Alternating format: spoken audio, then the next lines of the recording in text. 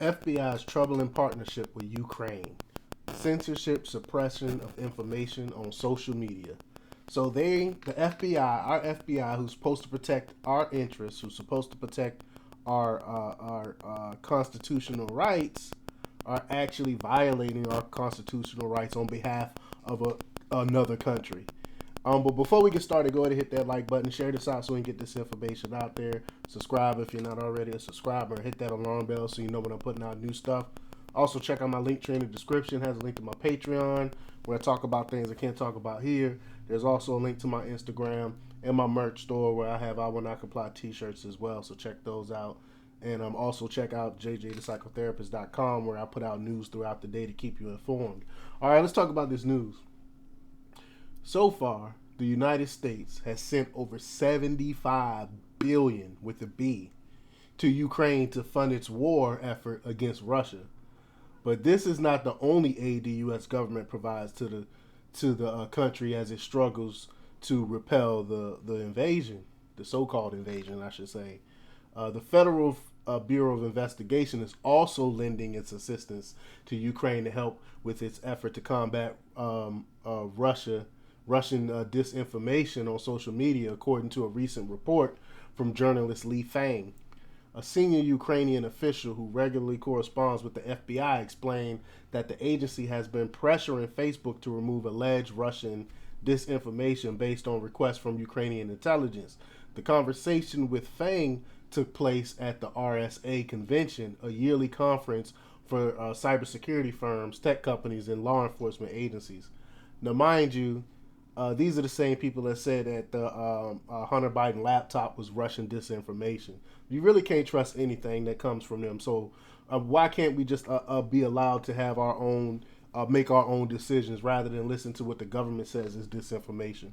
But quote, once we have a trace or evidence of disinformation campaigns via Facebook or other resources that are from the U.S., we pass the information to the FBI along with writing directly to Facebook, said Ilya Vituk, or however you pronounce the name, who heads the Ukraine's Department of Cyber Information Security in the country's security service. Quote, we ask FBI for support to help us with Meta, to help us with others, and sometimes we get good results with that, he explained. We say, okay, this was the person who was probably Russia's influence. Interestingly enough, the official admitted that their definition of disinformation is rather broad and often targets social media accounts and posts that simply contradict the Ukrainian government's narrative. During Fang's interview with him, Vitiuk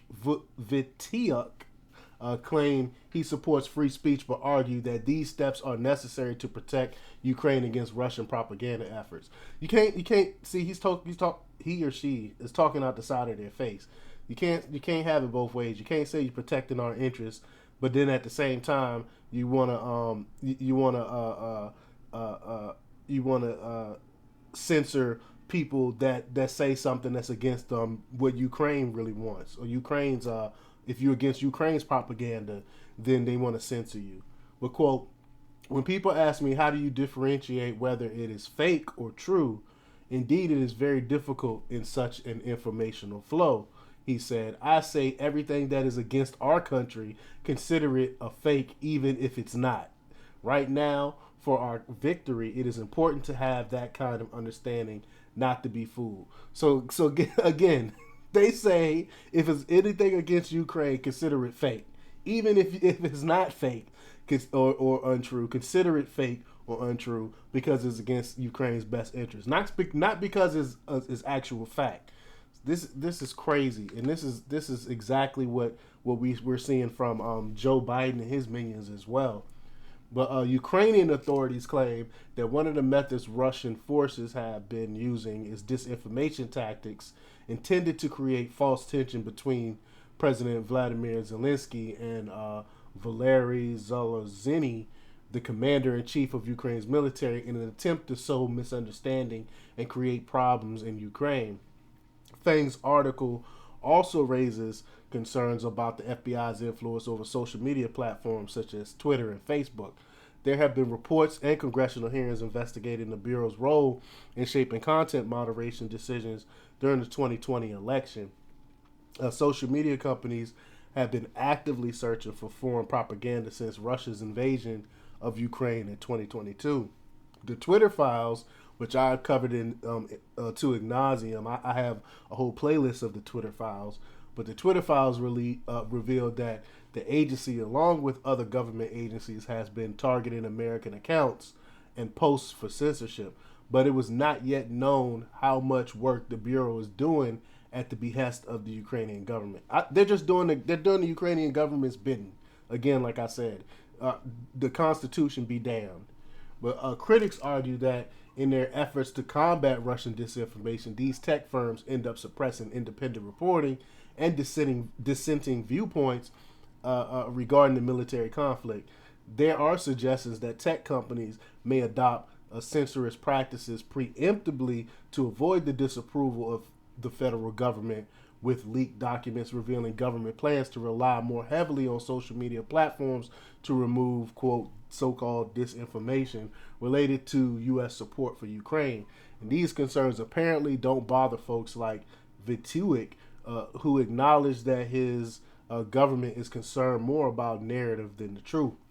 The extent of the influence exerted by the U.S. military and intelligence is shaping social media conversations about the Ukraine-Russia war remains unclear.